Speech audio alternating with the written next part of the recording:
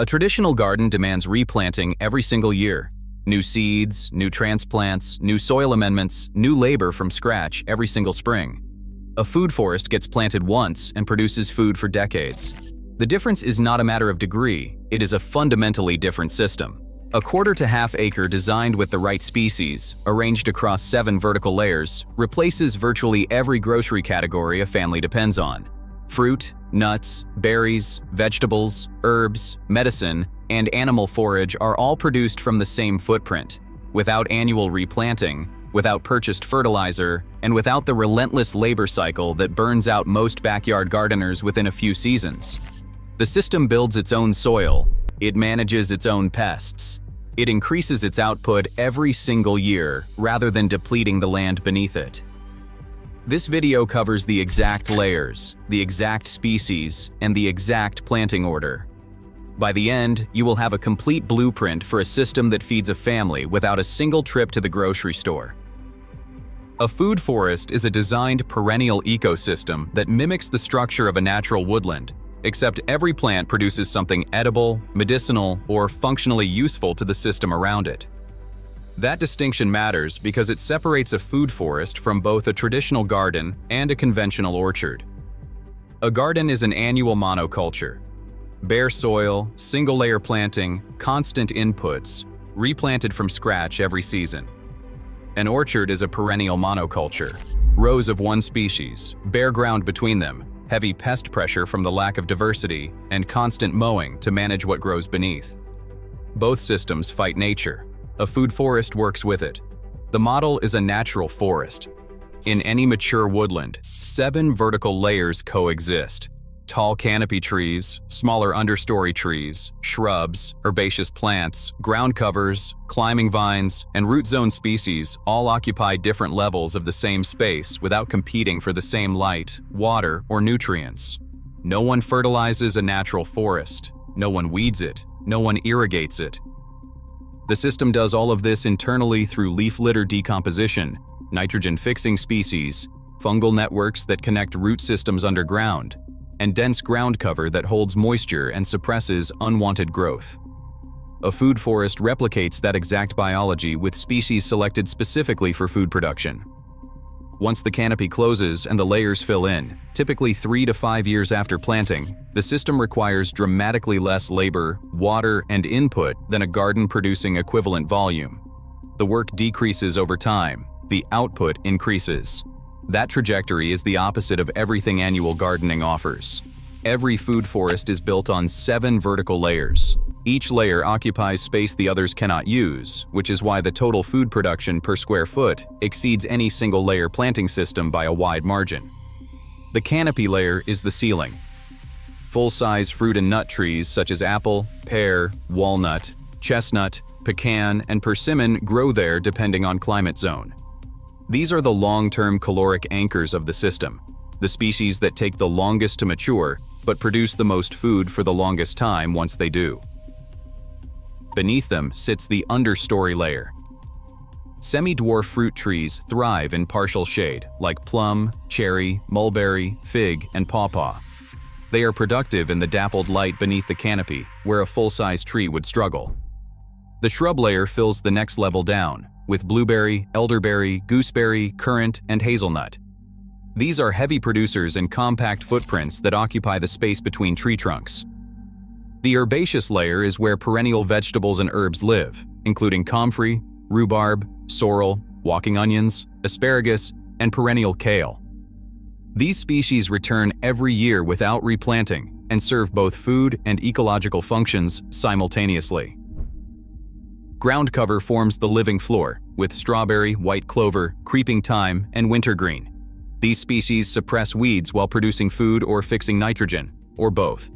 The vine layer uses vertical space no other layer touches. Grape, kiwi, passion fruit, and hardy hops are trained up trellises or into the trees themselves. The root layer works underground, with Jerusalem artichoke, groundnut, horseradish, and garlic. They produce caloric density entirely below the soil surface, in space that nothing above ground competes for. 7 layers. 1 footprint. Every level produces food while serving an ecological role that supports the layers around it. The average American family spends over $200 a month on fruit, nuts, and juice. The top 2 layers of a food forest replace that spending entirely once the trees reach maturity. A single semi-dwarf apple tree in full production yields 200 to 400 pounds of fruit per year.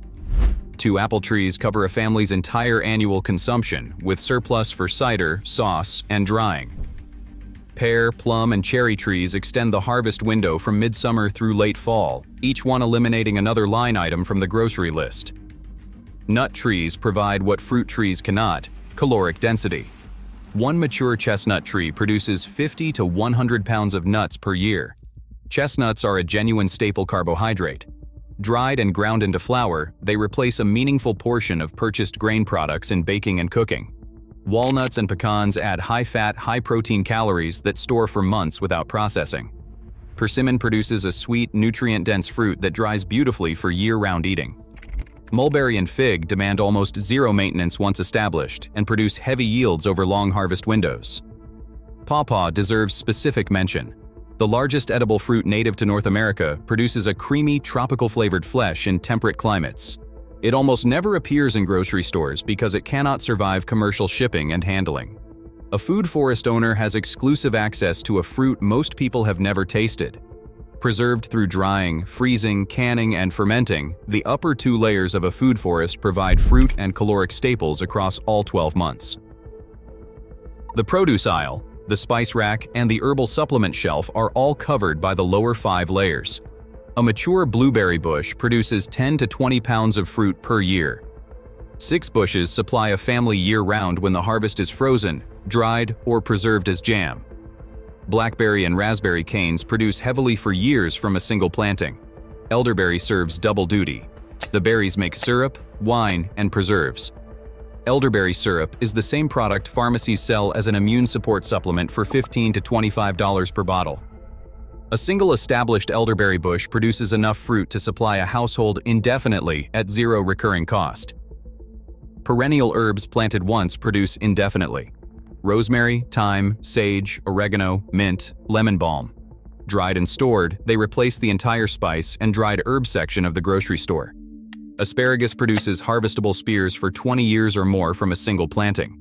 Rhubarb, sorrel, perennial kale, and walking onions return every season without a single seed purchased or a single transplant started. Ground cover strawberries produce fruit while simultaneously suppressing weeds beneath them. Dual function from a single species occupying space that would otherwise require management.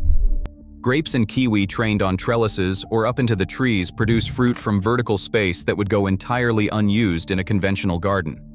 Jerusalem artichoke spreads aggressively and produces massive yields of starchy tubers year after year, a caloric anchor working entirely underground. Medicinal species round out the system. Echinacea, valerian, chamomile, and calendula replace a meaningful portion of household pharmacy and supplement spending. Planted once, harvested indefinitely. The refrain of every layer in the system. A traditional garden loses fertility every season. Every harvest removes nutrients from the soil.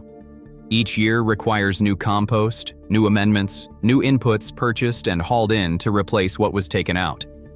A food forest reverses that equation. It gains fertility every year through species that are specifically planted to build soil as a primary function. Nitrogen-fixing species are the built-in fertilizer factory. White clover planted as ground cover, autumn olive and gumi in the shrub layer, and black locust as a canopy-edge tree all convert atmospheric nitrogen into plant-available form directly in the soil through symbiotic bacteria in their root systems. No purchased nitrogen, no synthetic amendments. The atmosphere supplies it and the plants deliver it. Dynamic accumulators do the work that no fertilizer truck can. Comfrey is the standout. Its deep taproot reaches mineral deposits in the subsoil that shallow-rooted plants cannot access, pulls those nutrients up, and concentrates them in its leaves. Cut 4 to 5 times per year and left where it falls, comfrey biomass decomposes into a nutrient-dense mulch that feeds the soil surface continuously. Yarrow and dandelion perform the same function at a smaller scale. Leaf litter from canopy and understory trees deposits inches of natural mulch every autumn. That organic matter feeds soil biology, retains moisture, and suppresses weeds without any human intervention. Beneath the surface, mycorrhizal fungal networks connect tree roots underground, transferring water and nutrients between species across the entire system. The forest feeds itself through its own root architecture. After 3 to 5 years of establishment, soil organic matter and biological activity in a food forest exceed most heavily amended garden beds. No purchased fertilizer, no compost hauled in. The system generates its own fertility faster than it consumes it. A monoculture garden is a pest magnet. Rows of identical plants send a chemical signal that draws every specialist pest species in the area directly to the food source. A food forest operates on the opposite principle.